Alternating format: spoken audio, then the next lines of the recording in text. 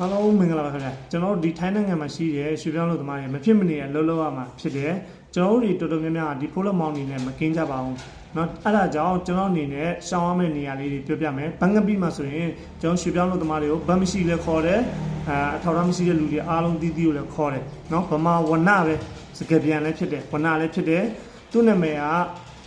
စမ်းတဲ့သူရဲ့အေးမှုရဲ့ပေါ့နော်သူ့မိမနာမည်ကအေးမှုယောက်ျားနာမည်ကစမ်းတဲ့သူနော်အဲ့ဒါမျိုးဖြစ်တယ်အဲ့ဒါကြောင့်သူတို့ရဲ့ဓာတ်ပုံမှာတကွာကျွန်တော်တင်ပေးမယ်။ဘာကြောင့်လဲဆိုတော့ဒီလူမျိုးတွေကကျွန်တော်တို့မြန်မာလူမျိုးချင်းချင်းကိုသွေးဆုပ်တဲ့သူတွေဖြစ်တယ်။နော်သူတို့အစဉ်ပြေပြီးရောကျွန်တော်တို့လုတ်သမားအယောက်30ကျော်ဒုက္ခရောက်တာသူမကြည့်ဘူး။သူဆိုရင်ဗျာဘယ်လောက်ထိဗတ်ဖိုးယူထားဆိုရင်တယောက်ကို18000လုံးယူထားတယ်။18500စမကားကတယောက်ကို2500သူယူထားတယ်။နော်ကျွန်တော်တို့တွေအနေနဲ့ဆော်ဒီကန်ယုံမှာသူတို့ထုတ်ပေးရတဲ့နေနေတွေမှာတွားပြီးစစ်ဆေးတဲ့အချိန်မှာနေနေတွေအကုန်လုံးတူတွေဖြစ်နေတယ်။နော်နေနေတူတွေဖြစ်နေတဲ့အတွက်ကျွန်တော်တို့တွေမှာဒီအလုပ်သမားတွေကိုခေါ်သွားတာတော့မှ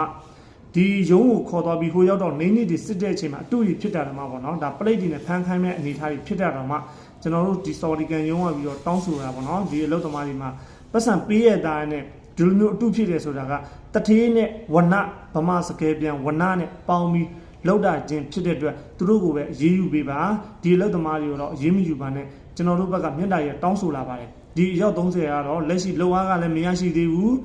เนาะလောအားကလည်းမရရှိသေးသလိုနေနေဆော်ရွက်တွေကလည်းအတူတွေဖြစ်နေတယ်သူတို့မှာစားဖို့နေလည်းအရင်ခက်ခဲနေပါတယ်ဘန်ကပီမှာပေါ့เนาะဒီဆောက်လို့ရေးမှာအယောက်30ကျော်ရှိပါတယ်တကယ်လို့စားဖို့ဈေးဒီပါတယ်တူကျင်နေဆိုရင်ကျွန်တော်ဖုန်းနံပါတ်ချပေးထားပါမယ်သူတို့တိုက်ရိုက်သွားလှူတန်းပေးလို့ရပါတယ်သူတို့ရဲ့လုပ်ငန်းခွင်မှာလည်းသွားပြီးတော့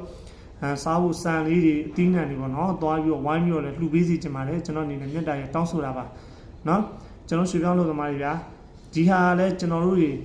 ဝိုင်းပြီးလှူဒန်းပေးမှလားသူတို့အဆင်ပြေမှလားကျွန်တော်တို့ဗမာနိုင်ငံအတွက်အဆင်ပြေတာဖြစ်တယ်ထိုင်းထဲမှာလည်းအခက်အခဲအမျိုးစုံနဲ့ကြုံတွေ့နေရတဲ့သူတွေကိုလည်းဝိုင်းပြီးတော့ကူညီပေးစေချင်ပါတယ်လို့ကျွန်တော်အနေနဲ့မြတ်တာရတောင်းဆိုပါတယ်